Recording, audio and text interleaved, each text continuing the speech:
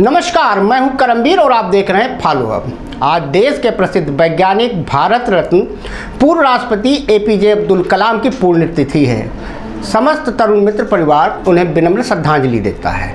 अब आते हैं आज के मुद्दे पर। एक कहावत है, नाच न जाने आंगन टेढ़ा। सपनों के सौदागर मोदी सर भी आजकल इसी ढर्रे पर हैं। उन्हें ना जाने क्यों रह रहकर इंडिया बेचैन किए हैं, जिसके चलते वो कभी भी कहीं भी अजीब अजीब तर्क देकर खुद ही फंस जाते हैं। कुछ ऐसा ही उन्होंने आज यानी गुरुवार 27 जुलाई को राजस्थान के सीकर की अपनी सभा में विपक्षी दलों की नई जुगलबंदी इंडिया पर हमला करते हुए कहा। उन्होंने कहा कि इंडिया नाम भारत भक्ति दिखाने के लिए नहीं, बल्कि भारत को लूटने के इरादे से लगाया गया है। दरअसल मोदी सर मंच पर पानी पी पी कर विपक्ष को कोस रहे थे।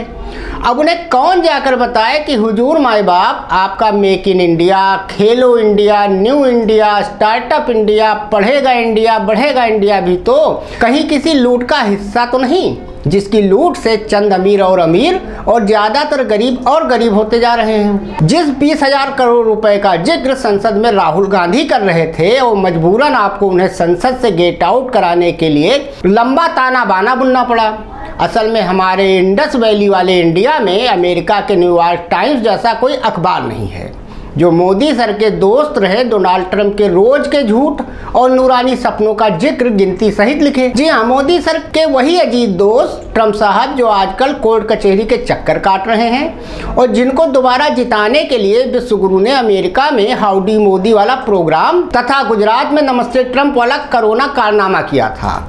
आज फॉलोअप में हम आपको बताएंगे कि संसद में मणिपुर का मां बोलने के बजाय उद्घाटन, यज्ञ, हवन और इंडिया पर मोदी सर आखिर क्यों लोगों का ध्यान भटकाना चाहते हैं। मोदी सर की सरकार को प्रख्यात रामकथा मर्मज्ञ मुरारी बापू ने कितने नंबर दिए और भारत का नाम इंडिया क्यों और कैसे पड़ा। सबसे पहले आते हैं मोदी सर के सीकर वाले भाषण पर, जिसके कुछ अंशों को बोलते बोलते मोदी सर खुद अपने जाल में फंसते नजर आते हैं।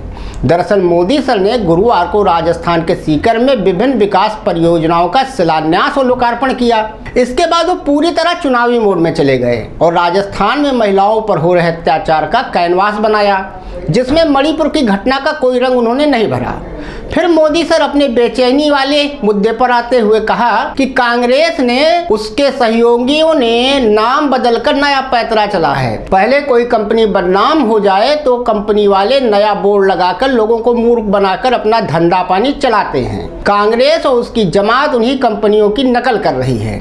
चलिए मोदी सर की ये बात 100% सच मान भी लें तो इसका मतलब तो यही हुआ कि मोदी सर ने जो एनडीए वाला भानुमति का नया कुनबा वाली कंपनी बनाई है उसका हिसाब किताब भी कुछ ऐसा ही होगा। उसके दो उदाहरण भी सुन लीजिए। पहला, मोदी सर और योगी जी को पानी पी पी कर गरियाने वाले ओम प्रकाश राजभर, और दूसरा भ्रष्टाचार में फंसे एकनाथ शिंदे और अजीत पवार फिर किस टाइप की कंपनी के डायरेक्टर हैं। अब इसका जवाब तो मोदी सर ही देंगे। मोदी सर को इस पर भी रोशनी जरूर डालनी चाहिए थी। साहब यही नहीं रुके, उन्होंने जोश में आगे कहा कि इनका यानी विपक्ष के इंडिया का तरीका वही है जो देश के दुश्मनों ने अपनाया है। पहले भी इंडिया के नाम के आगे अपने नाम को छुपाने का प्रयास किया गया है। ईस्ट इंडिया कंपनी के नाम में भी इंडिया था। कांग्रेस के शासनकाल में सिमी यानी स्टूडेंट इस्लामिक मूवमेंट इंडिया बना था। नाम में इंडिया था लेकिन मिशन इंडिया को बर्बाद करने का था। जब बैन हो गया तो नया नाम लेकर आए, popular front of India. Modi sir ये सब ज्ञान दे रहे थे, लेकिन ये भूल गए कि मोदी सर आप भले ही बकौल सीएम अरविंद केजरीवाल चौथी पास हो या बकौल सिलेंडर वाली आपकी मंत्री स्मृति ईरानी इंटायर पॉलिटिक्स में एमए के बाद बीए वाली डिग्री धारी आप हो, लेकिन जनता इतनी भी मूर्ख नहीं है कि आपके 9 साल के कार्यकाल में पीएफआई के बनने से लेकर बढ़ने तक की कहानी ना जानती हो। फिर मोदी सर को ना जाने क्या सूझी और वो कहने लगे कि राजस्थान में दलितों पर अत्याचार चरम पर है, नशे का कारोबार फल फूल रहा है, हमारे तीज त्योहारों पर खतरा मंडराता रहा है, कब पत्थर चलने लगे, कब गोलियां चले, कब कर्फ्यू लग जाए कोई नहीं जानता।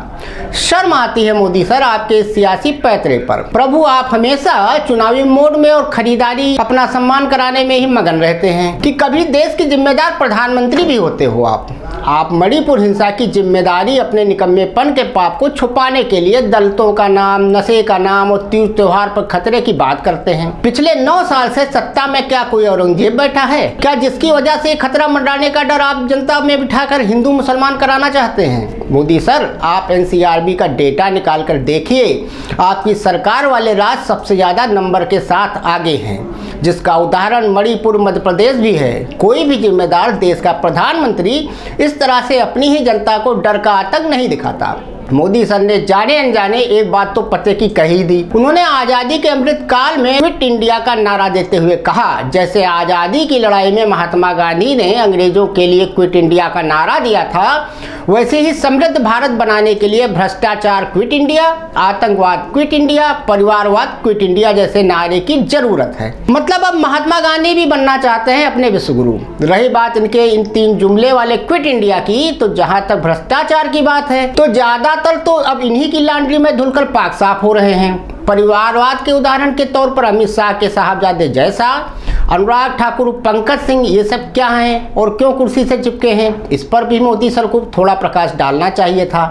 अब आपको बताते हैं कि मोदी सर की 9 साल की सरकार के कामकाज को मुरारी बापू कैसे देखते हैं और उनका क्या मानना है।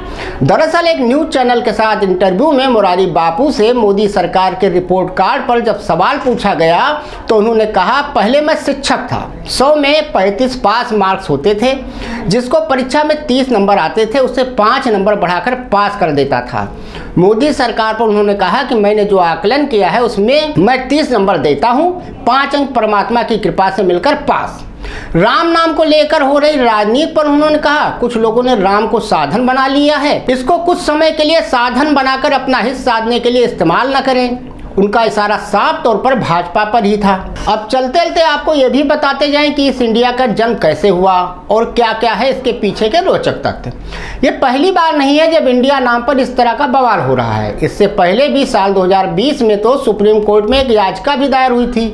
इसमें देश का नाम संविधान में दर्ज इंडिया डैट इज भारत को बदलकर सिर्फ भारत करने की मांग की गई थी। याचिकाकर्ता का दावा था कि इंडिया ग्रीक शब्द इंडिका से आया है और इस नाम को हटा देना चाहिए। हालांकि सुप्रीम कोर्ट ने याचिका को तब खारिज कर दिया था। दरअसल जब अंग्रेज भारत में आए उस समय हमारे देश को हिंदुस्तान कहा जाता था। हालांकि ये शब्द बोलने में उन्हें परेशानी होती थी। ब्रिटिश सरकार को पता लगा कि भारत की सभ्यता सिंधु घाटी है, जिसे इंडस वैली भी कहा जाता है। इस शब्द को लैटिन भाषा में इंडिया भी कहते हैं, तो उन्होंने भारत को इंडिया कहना शुरू कर दिया। इसके बाद यही नाम लोकप्रिय हो गया। वैसे इस थ्योरी पर भी कई विवाद हैं, लेकिन बड़ा तबका इसी की बात करता है। अब आप खुद सोचिएगा कि मोदी सर इंडिया से क्यों इतना घबराए हैं, परेशान हैं। मणिपुर का माँ क्यों नहीं बोल रहे, मणिपुर वो खुद क्यों नहीं जा रहे, संसद के मानसून सत्र में मोदी सर इस पर क्यों नहीं जवाब दे रहे हैं। धन्यवाद।